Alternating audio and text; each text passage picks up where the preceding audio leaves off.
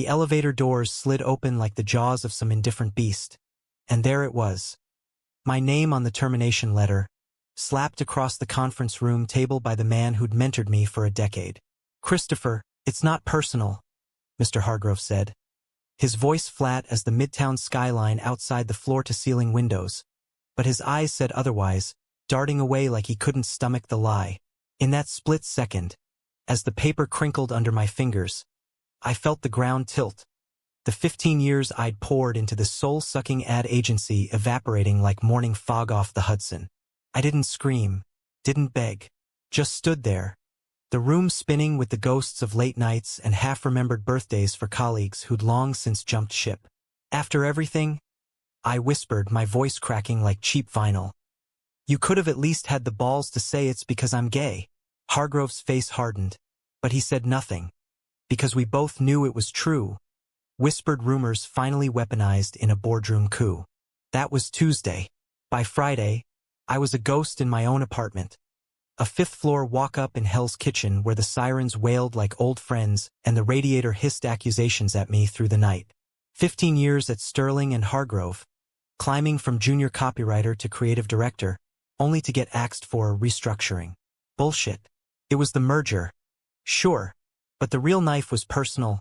Hargrove's golden boy, Derek, sniffing out my weekend brunches with that guy from the gym last year, twisting it into distraction from deliverables. I'd kept my head down, played the straight-laced team player. But in this city that chews up dreams and spits out husks, authenticity is a luxury you pay for with your job. I hadn't dated seriously since college, back in that rainy Ithaca autumn when I first admitted to myself, then to a dorm room mirror, that the ache in my chest wasn't for the sorority girls but for the quiet intensity of my roommate's gaze. Mom and Dad, good Midwestern stock transplanted to the Bronx for Dad's construction gigs, would have understood eventually. They loved me fierce, the way Italians do, with Sunday gravies and backslapping hugs. But after Dad's heart attack in '09, and Mom's slow fade into grief, I'd buried that part of me deeper than the subway tracks. Work became my anchor, my proof of worth. Now, I was adrift, staring at eviction notices and a fridge stocked with takeout containers that mocked my empty calendar. Saturday morning, I dragged myself to the corner bodega for black coffee and a stale bagel, the kind that costs $5 but tastes like regret. The streets were alive with joggers in Lululemon and tourists snapping pics of the Empire State. But I felt invisible, a smudge on the city's glossy veneer. That's when I saw him for the first time. Not really saw, more like collided with his presence. He was leaning against the lamppost outside, nursing a cigarette, his leather jacket scarred from too many bar fights or bad decisions. Mid-40s, maybe, with salt and pepper stubble that framed a jaw like it was carved from Brooklyn brownstone. His eyes, God, those eyes, were the color of a November sky over the East River, sharp and unyielding, scanning the crowd like he was waiting for someone who wouldn't show. Our gazes locked for a beat too long. He flicked the butt into the gutter, nodded once, like he knew me, and vanished into the throng heading toward Times Square. I shook it off, chalked it up to post-firing paranoia, the kind that makes every stranger a suspect in your unraveling life. By evening, the bottle of Chianti I'd scavenged from the back of the cupboard was half gone, and I was sprawled on the fire escape, watching the city pulse below. My phone buzzed with pity texts from ex-colleagues. "Hang in there, Chris. You'll land on your feet." Yeah, right. Feet that had carried me through pitch meetings in boardrooms reeking of stale ambition, through the quiet terror of coming out to my sister Elena over FaceTime last Christmas, her voice breaking as she said, "I've always known, dummy. Just wish you'd let me in sooner." I'd laughed it off then, but now it stung like salt in a fresh cut. A knock shattered the haze, sharp, insistent, like it demanded answers. I hauled myself inside, peering through the peephole at an empty hallway. No one. But propped against my door was a plain brown package. No label, no return address, just my name scrawled in block letters. Christopher Reed. My heart jackhammered. Who the hell? I snatched it up, the cardboard rough under my palms, and bolted the door behind me. Inside was a manila envelope thick as a guilty conscience, stuffed with documents, emails, memos, financials from Sterling and Hargrove. My hands trembled as I spread them across the coffee table, the wine forgotten. There it was, proof of the merger's dirty underbelly, Hargrove skimming client funds into offshore accounts, Derek's emails plotting my ouster not just for performance, but to silence my suspicions about the books. I'd noticed discrepancies months ago, flagged them in a late-night audit, but got waved off. This wasn't just embezzlement. It was a paper trail that could torch the whole firm. Tucked in the fold was a single photo me, from last summer's company retreat in the Hamptons, laughing with a beer in hand, arms slung around no one in particular. On the back, in the same block script, "You deserved better. Use this. L. L." The stranger from the bodega? My mind reeled, piecing together fragments. His nod that morning, the way he'd lingered like he had a secret burning a hole in his pocket. Who was he? An insider? A whistleblower with a vendetta? I paced the apartment, the city lights blurring through the blinds, every creak of the floorboards a phantom footstep. Betrayal layered on betrayal. Hargrove's knife in my back. Now this anonymous lifeline that felt too perfect, too dangerous. Sunday dawned gray and unforgiving, the kind of November chill that seeps into your bones and stays.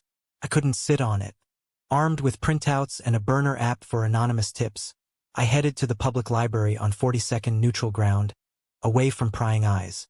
But as I stepped out, there he was again, across the street, hailing a cab that didn't stop. Luke. That's what I overheard the driver call him when he finally caught one. Luke Harlan, the name stuck like burrs on wool. I tailed him on foot, 2 blocks to a nondescript diner off 9th. The kind with Formica counters and waitresses who call you Han, even if you're drowning in doubt. He slid into a booth, oblivious or pretending to be, and ordered black coffee. I took the stool at the counter, close enough to eavesdrop, far enough to deny it. His voice was gravel and smoke, laced with a faint Texas drawl that didn't fit the Manhattan grind. Just the usual, Margie, and keep the questions to yourself. He was ex-cop, I pieced together from snippets. Burned out after a stint in internal affairs, now freelancing as a PI for jilted spouses and suspicious execs. Hargrove's merger? He'd been hired by a rival firm to dig, uncovered the rot, but got too close. They framed me for leaking, he muttered into his mug. Same way they're screwing over that poor bastard Reed. My blood ran cold. He knew my name, knew everything. Couldn't breathe. Slipping out, I dumped the package in a trash bin 2 alleys over, heart pounding like I just run the marathon. But the image burned.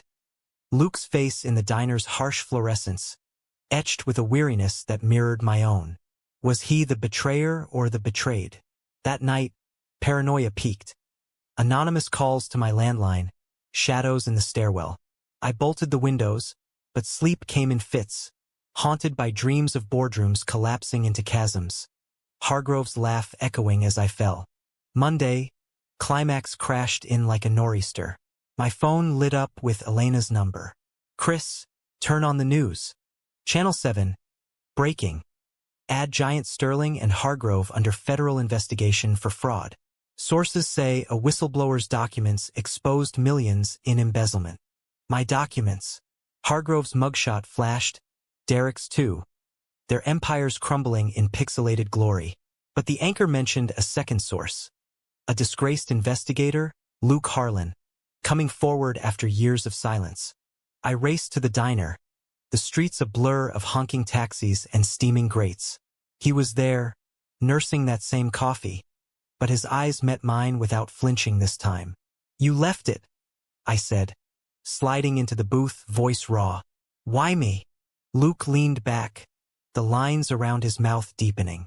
Because I know what it's like to lose everything for being who you are. He paused, gaze steady. I was you 20 years ago, small-town Texas boy, outed by a badge that should have protected me. Lost my job, my family turned their backs. But New York? Chews you up, spits you out honest. I saw you that day at the retreat, alone in the crowd carrying the weight. Figured if anyone deserved a fighting chance, it was you. The words hung, heavy with unspoken ache. Betrayal's sting twisted into something softer. Recognition. the kind that binds strangers into lifelines. He'd left the package not to save the firm, but me, to give me the weapon I'd been too scared to wield. We talked for hours, the diner emptying around us, steam fogging the windows like a confessional veil. Luke's story spilled. The lover he'd buried in '05, AIDS taking him slow in a city that promised miracles but delivered miracles only to the insured. The guilt that drove him to PI work, chasing justice for the invisible. "I ain't no hero, Chris," he said, voice cracking.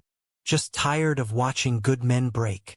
I reached across the table, my hand covering his, calloused from years of gripping truths no one wanted. His fingers curled back, tentative, warm. Not fire, but embers. The kind that warms without scorching. The fallout was swift. Hargrove called from custody, voice oily through the jail line. "This is on you, Reed. You think you're clean." But I hung up, filed my lawsuit with Elena's lawyer cousin in Jersey, turned the tables. The agency folded, but so did the walls I'd built. Around my heart, my hurt. Luke and I met for walks in Central Park, where the leaves turned crimson like fresh starts. He taught me to fish off the pier at Battery Park, his laugh rumbling like thunder over the harbor. I showed him my sketchbooks, doodles of taglines that never made it to print, dreams deferred. It wasn't fairy tale romance, the sweeping gestures of rom-coms. It was real, gritty. The brush of his hand in a crowded subway, the quiet nights where we'd argue over takeout about whether Springsteen was more Jersey or just American as hell. Betrayal had carved us hollow, but in the hollows, we found space for each other. Humanistic, yeah, that's what Elena called it when she met him over espresso at my place. "You both look like you've been through the ringer, but damn if you don't fit." 6 months later, as snow dusted the fire escape, Luke proposed. Not with a ring, but with a key to his walk-up in Chelsea, the one with the view of the lights that never sleep. "No more packages, Chris," he said, pulling me close against the chill. "Just us, unwrapped." I said yes, because in this city of strivers and survivors, we'd earned it. 15 years of service hadn't defined me. Neither had the firing. What changed everything wasn't the stranger's gift, but the man behind it, the one who saw me truly and handed me back my fight.